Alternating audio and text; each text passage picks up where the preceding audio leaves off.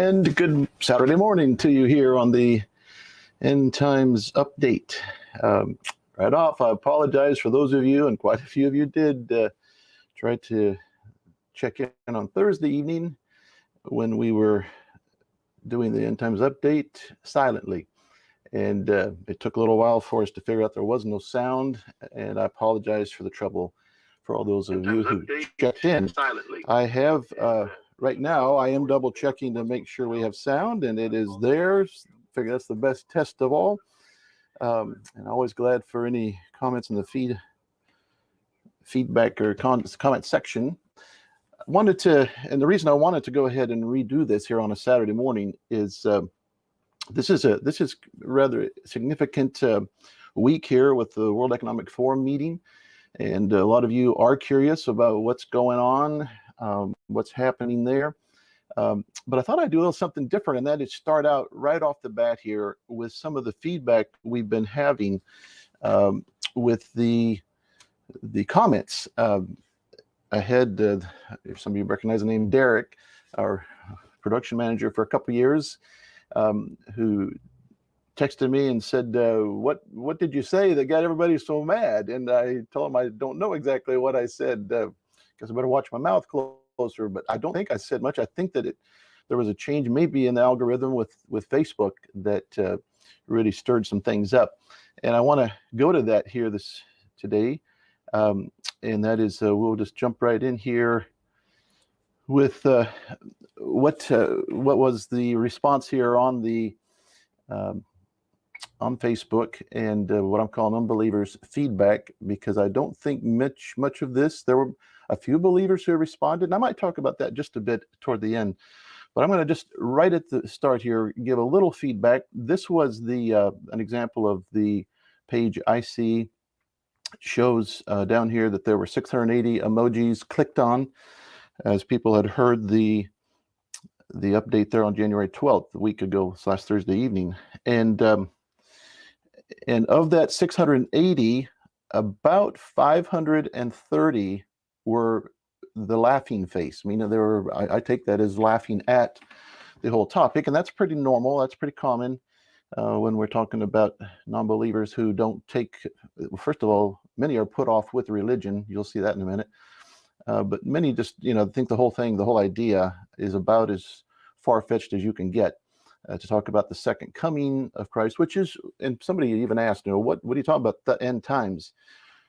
Well, it's not necessarily the end of the world per se, but what Jesus described and talked about was what led up to his second coming. First coming being what we celebrate at Christmas, second coming.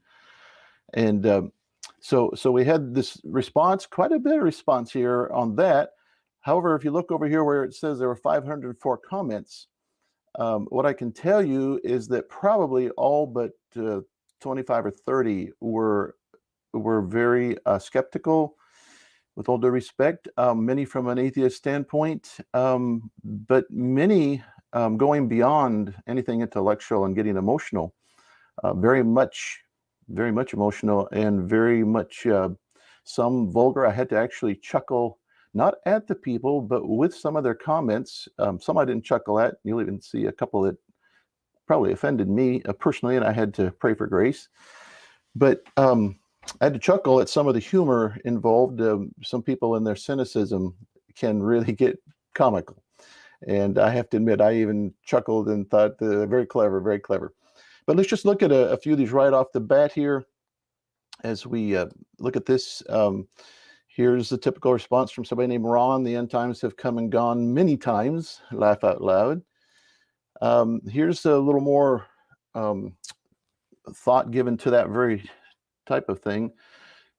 Someone named Tara said, please, the end has been coming since the 80s that I know of, but I'm sure it goes back further than that. It's always the same old song and dance. Oh no, the book of Revelation is playing out before us. We're living in Sodom and Gomorrah. We're being punished for our wickedness. Repent and thou shalt be saved. All lies. The good book is nothing but a fairy tale written over and over to suit the needs of the elites of the era. It's meant to control the masses. There is no God. Wake up. Did you know that the universe dates back millions of years before your God was ever in existence? Not you, Jesus, your God, the supposed creator of this beautiful world. Hashtag proud atheist. So that was fairly common, that type of a response. Here is one that actually kind of raised a good point, good question. Gerald said, Cary left coaching, even Jesus doesn't know when he will return. He said so, only God knows. If Jesus was God, why wouldn't he know? He is one of the heads of the three-headed God. No, he was probably meaning to be a little cynical there, but I've had that question from well-intentioned Christians too, put a little bit more, maybe a little bit more respectfully, but the Trinity can confuse people, and Jesus did say that no one knows the day or the hour, only the Father in heaven. Two things I would observe about that. One, Jesus at that moment, who is God, was speaking as the Son of Man, as a man to men. And that is something he did repeatedly through the Gospels. He would talk as the divine, he would talk as a man on the cross. My God, why hast thou forsaken me? Well, he was God, but here he is, the Son of God and the Son of Man, and he's crying out in the human. I mean, that is fairly common. So that's a significant thing to observe there. The second thing I would notice is that Jesus may not have in the human, in that time, in that comment, acted as if he knew the day or the hour, but he did in his divinity. When the disciples came asking what's going to be the signs of the end of the age, he did give a sequence of events. Matthew 24, we'll even look at it here briefly.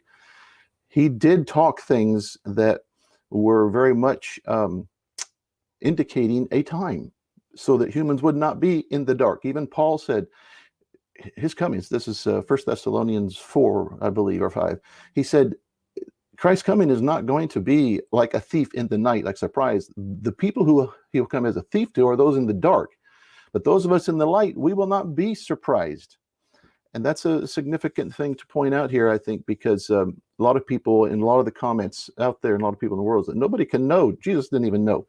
Well, yes, we can have a good feel and know things that are going to be happening near the time, and this is certainly pointing to that.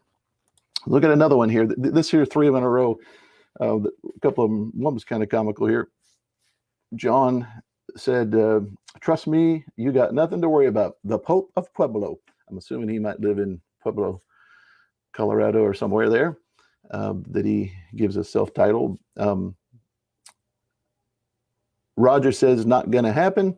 Kirk says, end times of what? There's one of those questions I was referring to. Here's one that I guess you would say, yeah, this was mentioned quite a few times, actually, where people were seeing me just as another con man. And it is unfortunate in Christianity. There have been many a con person.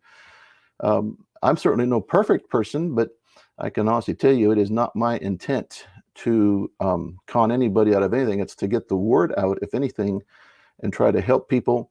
I did respond to a few folks saying I'm in the construction business. To this point, I haven't made a penny off of any of this end times update or the classes we've taught, unless you consider the fact that, did I put it here? Yes. It's been my privilege to be on staff for the last couple of years at Calvary Church of the Nazarene, Church of the Nazarene in Cordova, Tennessee, and been on staff there as pastor of life coaching, and I make a small amount per year to be technically on staff. In fact, some of you would chuckle at how little I make on the one hand. On the other hand, I would do it if I had to pay to do it. This is the kind of thing I love doing, is helping people. But it's not my intent, and I wish people could understand and know me a little better, that it's not my intent to be a con man. Of course, the other part of that, uneducated, like that may be more true. That may be more true than I would want to admit. Though the beautiful thing about scriptures and finding truth, and even Paul, highly educated, Apostle Paul, made it a big point to say that even those who are not educated, the beauty of the gospel and of the scriptures is that they can come to understand truth. And I think that's beautiful. Even Jesus said, unless you become like a little child, which really implies the sincere faith and belief and acceptance of what he taught, as a child would. You cannot see the kingdom of heaven. And so those are all things I think that are pertinent there. This probably is and this is the final one. Probably was said many different ways. The non-believers would like those of us who do believe to go away. I even had somebody once say, is there any chance you could speed this thing you're talking about, this second coming of Christ? Could you speed it up a little bit so that you all would get out of here? But comes out, Gary said, please go away. And that pretty well sums up what many would feel as a response. Now, that gives you just a little taste. Of course, out of 504 comments, you can imagine it was said many times, many ways. I was interested that, in fact, just 3 weeks ago, and I hadn't had this kind of a negative response this way, quite like this, but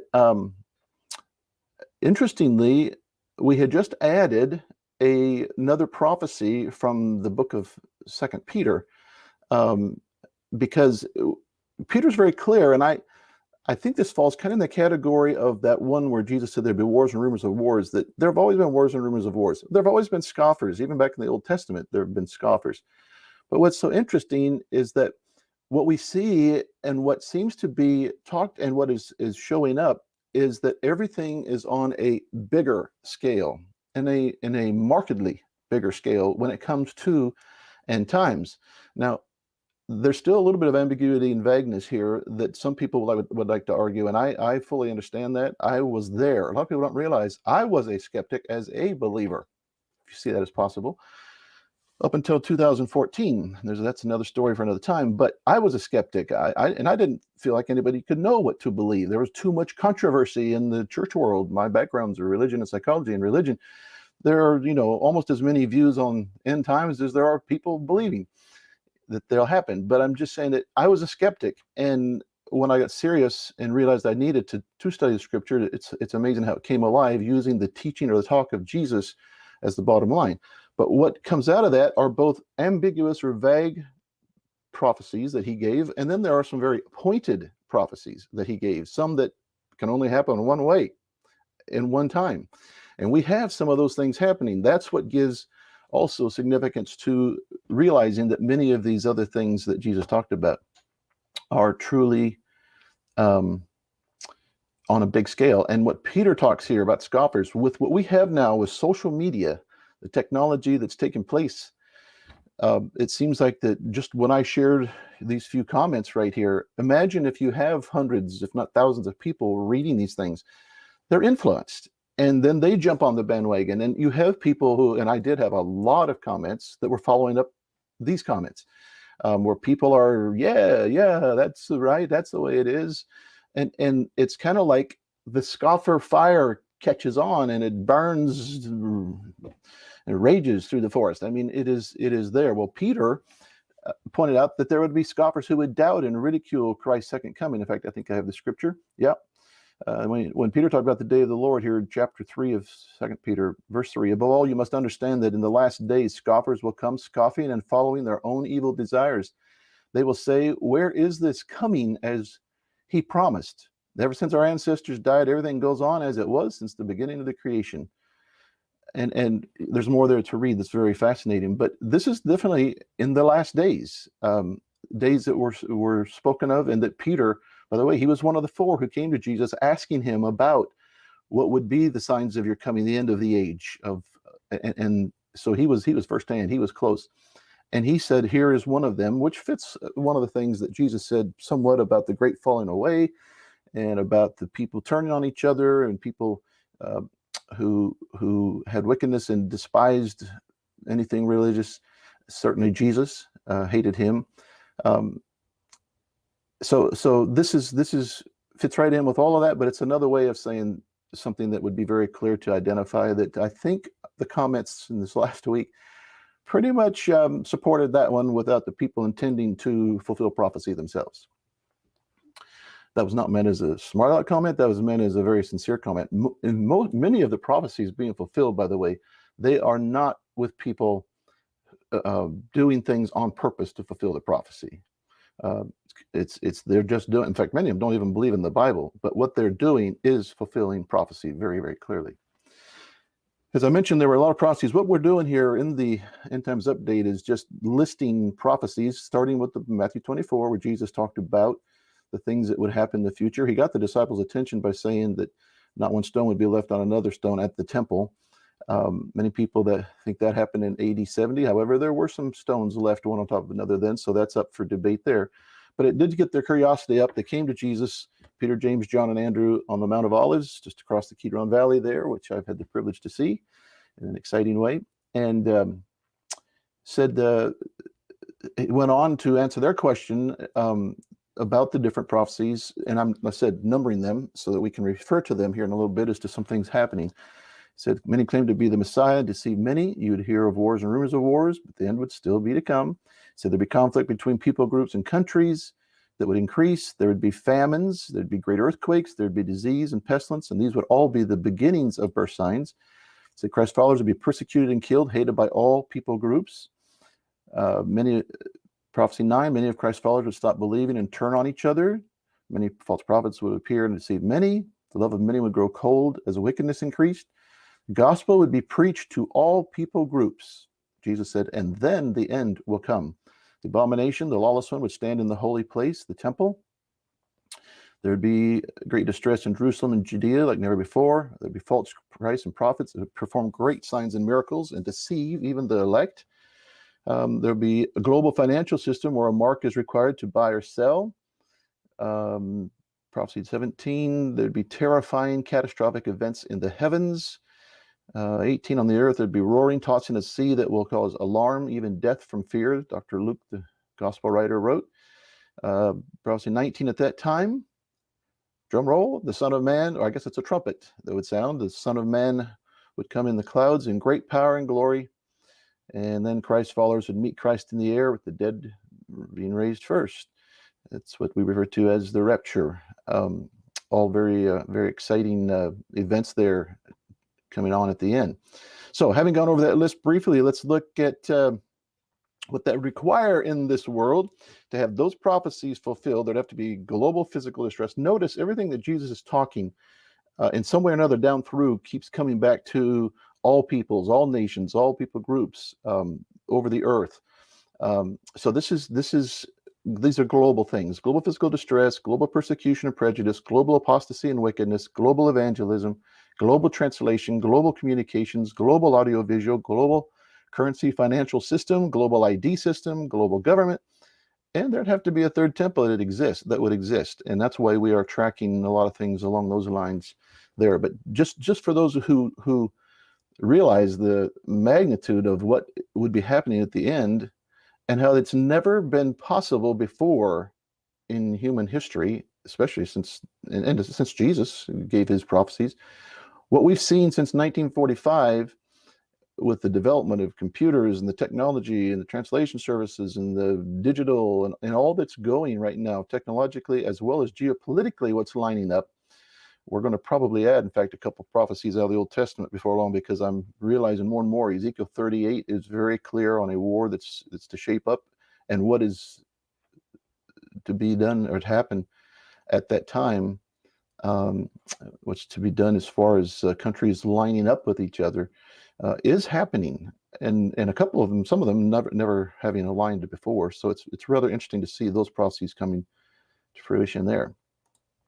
But let's go ahead and jump in on a bit of the update. There'll be wars and rumors of wars. I'm keeping a close eye on 3 or 4 wars, but obviously the one that has all of our attention and could affect us in time is the war between Russia and Ukraine. Here's one where a Putin ally issues stark warning over possibility of nuclear war in Europe. And I believe it's the same fellow here. Putin ally warns NATO of nuclear war if Russia is defeated in Ukraine. And a lot of people and a lot of our own government officials are taking this more and more serious. A lot of us citizens who don't have the intelligence, that is the governmental intelligence, we don't jump on quite as quick. But as my wonderful wife has said before on several occasions, who are we out here, Midland, United States of America, double guessing the people who have the inside intel? And that's a very good point. Then another prophecy fulfilled: Christ's followers will be persecuted and hated. This was an interesting story out of the Mall of America up in Minnesota.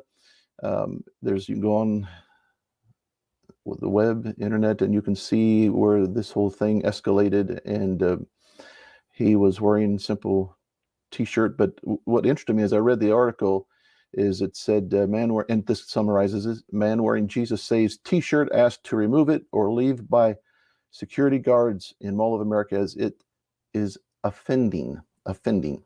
Now, this is in America, and this was once upon a time considered a Christian Judeo country because it was founded on those principles, specifically clearly spoken of by the founding fathers, but also we were known as a Christian faith nation for many years. And of course, one of the beautiful things of our country is there has been freedom to worship, and that doesn't mean that it's always going to be Christian worshipers, but it's going a long ways from having religious freedom to having a person wearing a T-shirt that says Jesus Saves to be asked to leave because it is offending people. And this is a growing trend that fits very well when we start talking about Christ's followers being persecuted and hated. And Jesus said worldwide, which does imply that there would be a whole lot of coverage here of Christianity. And it's another reason I think we as Christians have a really tight rope and a tough balance to find, and that is standing for what is right and scriptural and truth.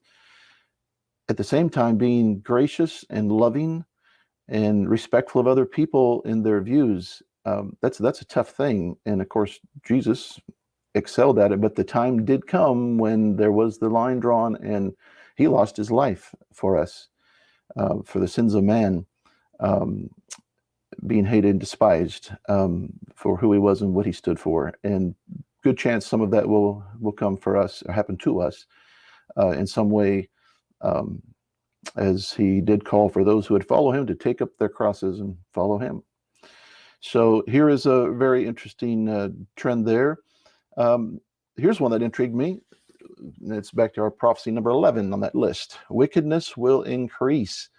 And this is a very interesting thing, very interesting trend that's coming on. But I've heard of it several sources. Here it's talking about the Catholic priests express concern that there are too many possessed people to manage.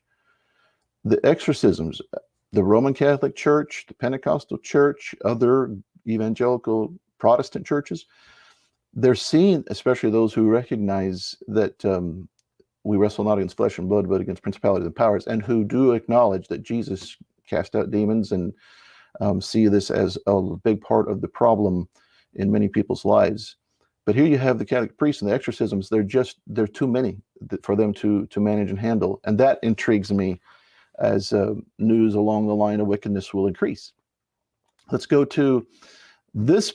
And some of you are going, oh no, here he goes again. I have to mention this only because it's one of those that many people would doubt the things that are ambiguous or vague in their prophecy. But this is one where Jesus said the gospel will be preached to all people groups. And that's like cultural groups identified with their own dialects, but it's going to be preached to all people groups before the end comes.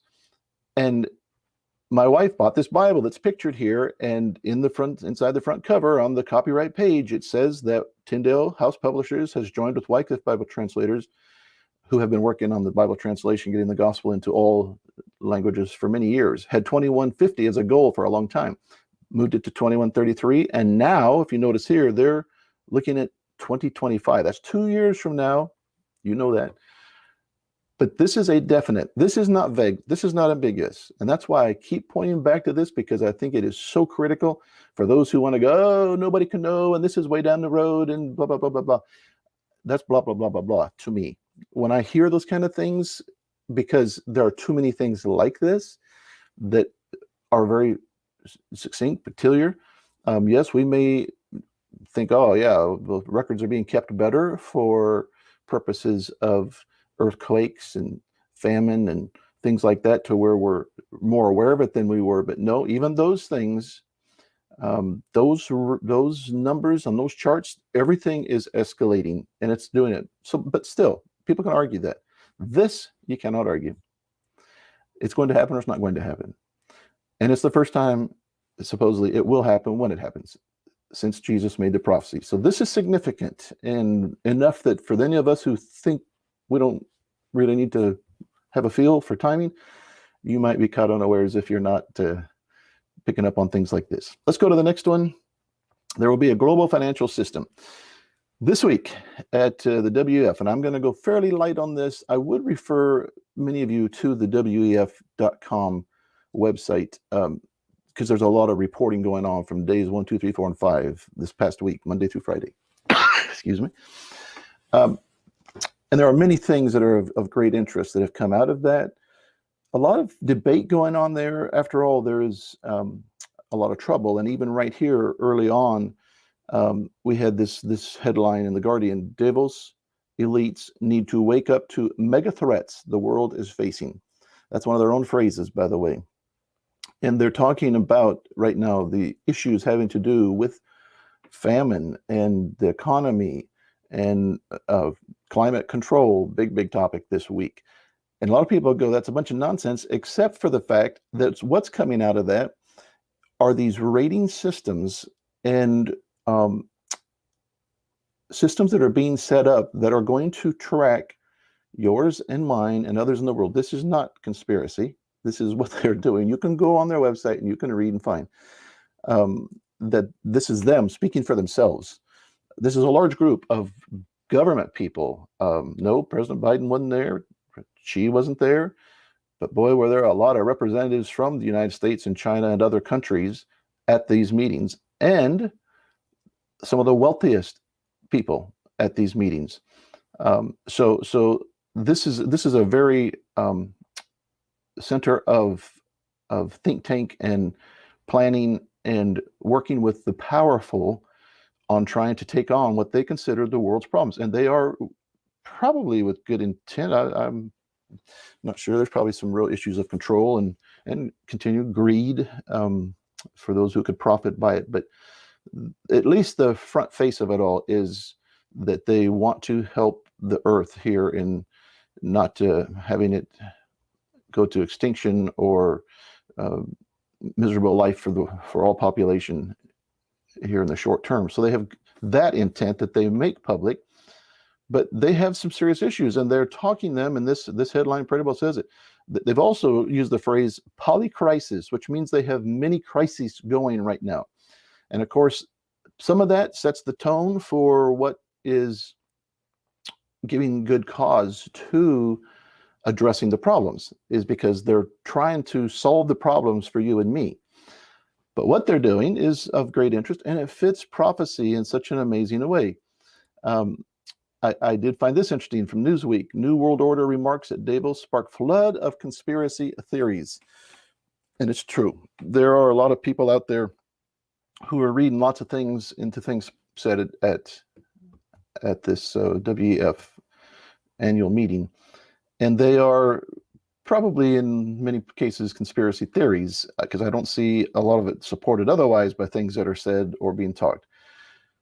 But just the fact that makes headline news, and the fact that people are seeing many things shaping up, is good cause. It's very good cause to be paying close attention to what they are doing. It makes sense? I think you know what I mean.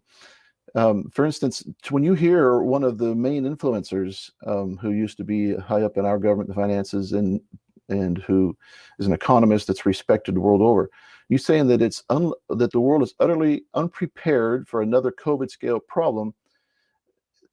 These are things that this crisis they're dealing with, and feeling that we did not learn everything we should learn from COVID. We did not set up the systems in place, and this is all supported by things said. We did not set up the systems in place to track who's vaccinated, who's not. All of these things that could affect lockdowns and production and the world carrying on in a good way economically. This is not conspiracy theory that they're identifying the problems. That's all pretty much straightforward. Right there's a good example. And then you have countries like Saudi Arabia. Their response to all the craziness going on is they're going, in the past, in fact, I think I left this here. The headline is Davos 2023, Saudi Arabia changing no strings aid, minister says. Excuse me. In other words, they're going from giving aid to other countries and allies where there were no strings attached to now having strings attached. And you know what those strings attached are? Those strings attached are, how much do they support the WEF agenda on how to solve world problems. So this is big scale. This is not conspiracy theory. This is straight out of, this is Reuters, and this is straight out of the WEF. So here you and me and your neighbor and your family may be totally, and I'm still not totally aware of what's going on, but when you start seeing things that report that conditions and strings are being attached now to aid that's given, and when we're being told that the ESG, the Environmental Social Governance Tracking System, which is already at work in several countries, and our administration and our government right here is very much in support of this, to where, and the banks, the big banks, the 100 biggest banks, the big banks are very much seeing this as a way to bring about good change, and that is to give money, loans, even at the personal level of yours and my loans, house loans, car loans, interest rates that go with them, to base that on my personal ESG score. Banks are already, and countries, being qualified by how they rate on their scores. And I saw one headline, one article really intrigued me, that the streets in Davos, in this ski resort town, Switzerland, they have many of these big financial institutions who have rented spaces and put up storefronts. And inside, what they're doing is very much sharing the information and propaganda that gives them a good ESG score. They're basing millions of dollars on this system of score because they want people to invest in them as they become, it works hand in hand. See, I always thought for years, and I'm going to go out on a limb a little bit here. I always thought for years, and you've probably wondered too, how could we ever go from this big, powerful United States of America, free capitalist system, much of it faulted with greedy people, but still a free country and a democracy. How could we go from this to fitting in with this global financial system? You ever had that question? Well, this is a fairly simple answer, and it just hit me one day. It's very simple. It's brilliant on the part of Klaus Schwab, who started the WEF in 1971. It's brilliant in how it could work, but to now have BlackRock and Vanguard and all these big companies that control monies and investments coming in to their coffers to make money for their investors, they're working this system. So they're going to base the returns and they're going to get their own score, but it's a two-way street.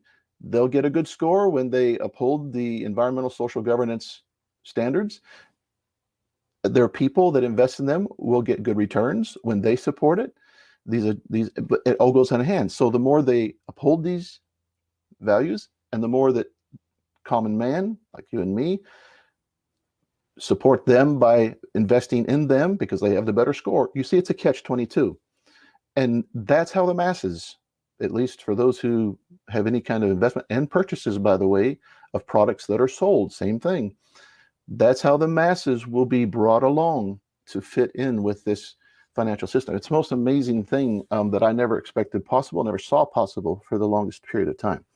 But here we have this Saudi Arabia saying that going forward, they will give money and share money and help others depending on how those people are supportive of these standards for the world to become a better place.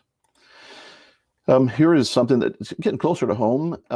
We told you recently that there are, I think, 10 banks, I may have the number wrong, but that have been testing for a few weeks how digital currency will work here in the United States. But just across the border there in Canada, they're committed to complete the WEF-initiated Digital ID project. That says Transport Canada. And they are participating in this test digital ID in travel, another area that would be affected. Because if your digital ID does not show that you are properly supportive of these things, this is already happening in China, by the way, very, very clearly. But if it doesn't show, if your rating doesn't show that you're supportive, it's going to affect your travel ID, so it'll limit your travel. If you don't have the proper vaccination records, if you don't have the things in place that this ID will support. I think I told some of you I was very surprised when a year or so ago, my wife and I were returning from out of the country and coming back in to the country in Phoenix, Arizona, and as we came through, I was pulling out my passport, and the immigration or the customs officer there waved me by, and I said, "Don't need to see this." He turned the computer screen around. There was my face with the green dots pinpoint. And he said, "Nope." Said, "Everything's here," and he had all the information right down the side. It already knew where I'd been, and he just had to click a button and let me through. So the digital is being used in some way already here in our own country, which does fit. This is not conspiracy, is it? I mean, when it's affecting your life and you're walking through customs and there you are, it's like, okay, hard for me to say that's conspiracy theory. But I understand why many people feel that way. Just one thing that's of interest this week. Some of you know that there have been some solar flares. The sun is more active now. It goes in these cycles every few years. It's been 100 and some years since the last real trouble happened when, in fact, it was back in the telegraph days when there was a flare that hit the United States and caused fires down in telegraph offices as the sun magnetic field went down through the telegraph lines. But this is happening similar now. It caused a big blackout in the Pacific we talked about last week. But just to note that a lot of people are tracking this. You're going to see more about it as over the next couple of years. And here is our sun has started sending out more powerful flares in 2023. So it partly depends on what direction the sun is facing, and when it lets go one of these huge magnetic fields or coronal mass ejections, what happens in terms of where it hits the Earth, if it's even facing the Earth. They've had several big ones go off, but they're facing the universe going other directions. Just an interesting thing that does, I think, play into what Jesus has talked about. And don't think the sun's going to be going dark by just blowing out this way. I don't know. That's certainly one that I won't venture even a guess at with my uneducated view. Let's. I want to go here as we wrap up here for this week. As I've told you, I want to do more of something here on the End Times Update, and that is, I really feel like I've been missing something, and I really feel like the End Times Update is just kind of feuding more of the same old news. If I don't do one thing at least at the end, I do want to maybe give more of the feedback at the start, as maybe not as much as I did today, but just to keep people aware. And by the way, I see Donna here. Thank you from Indiana in the comments. I had told Donna I was going to maybe respond to something she had written recently, and I'm going to just take a moment, if I could, even now. We talk about the feedback of the non-believers. I'm concerned about the feedback of the believers. Who were so many like I was? Who many are like I was? Really kind of doubtful and really not interested. And I can say that honestly, that I've talked to many who are not interested, a few who are interested. And I think it goes back again, they don't know for sure what to think, what to believe. There are times that I wish I wasn't in construction or having a company that was blessed by God to do so much, because my heart and my desire is to eventually to be freed up to really engage in this battle for souls and for end time awareness and awakening, because I think many believers they're not there, and it's got to be done right. I know that. But for those who are getting it, who are seeing it, I've fallen short in one area, and that is I don't think I give enough encouragement. And I apologize, because we all need it. We all need it. And a good starting point, this came from Hazelwood Evangelistic Association up out of, I believe, St. Louis or Kansas City, somewhere. Some of these places I find some good things that they put out. But this I thought really fits because it fits everything that's going on. And I think it fits what Jesus even said when he was telling his disciples, in this world you will have trouble, but fear not. Don't be afraid. I've overcome the world. You will too, if you put your trust in me and rely on me. And I really think that for those of us who sometimes find ourselves a bit fearful or concerned about the future, I feel like it's really critical we remember the scriptures. We stand and we base our lives on the scriptures. And here is one that they put out. There's one phrase in the Bible that's repeated 365 times. Do you know what it is? You probably do, many of you, especially believers. But let's go ahead and take a look. Do not be afraid. Do not be afraid. Maybe, and there's a reason. There's a reason Jesus said that. And that is because he knew that there's nothing like having the assurance, as he called it, the comforter, a spirit available and at work in people's lives. Because let's face it, that many of us, just on our own reasoning and our own emotions, we are afraid. But when we look to God, this is a spiritual law that I really find fascinating and amazing.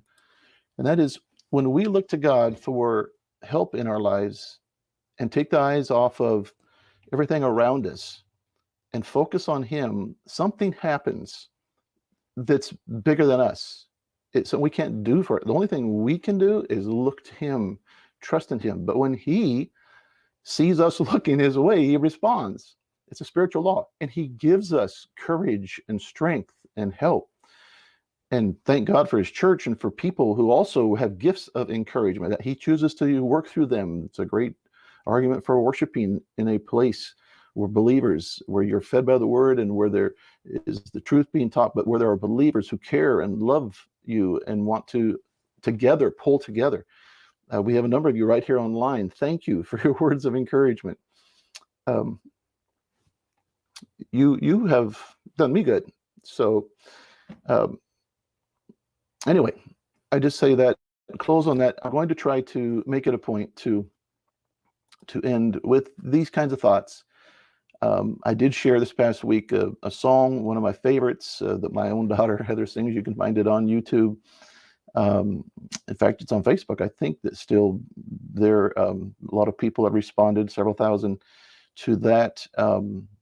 My daughter has a worshipful heart, a gift from the Lord for singing, but to sing the song, How Great Thou Art. That's the kind of thing. I want to put more of that out there. I want to do things that are truly uplifting. That third verse of that song about Christ's return and what we have to look forward to, the great hope. Again, these kind of things, these songs, no wonder he told us to sing to each other in songs and hymns, because there's something about that lifts our spirits and it encourages us and helps us through tough times. Of course, there's the word that we really do need to apply to our lives and memorize, or at least think on it, so it's a very real part of the core of our being. Good argument for not only church attendance, but Bible study, personally and with others. So I end on this note. It's all because it comes down to this: do not be afraid. Straight from the scriptures with good reason and good cause. We'll keep looking to the Lord. Thank you for this time today and sharing with me. We will look forward to next Thursday night, and hopefully we will have the sound on. Thank you. God bless.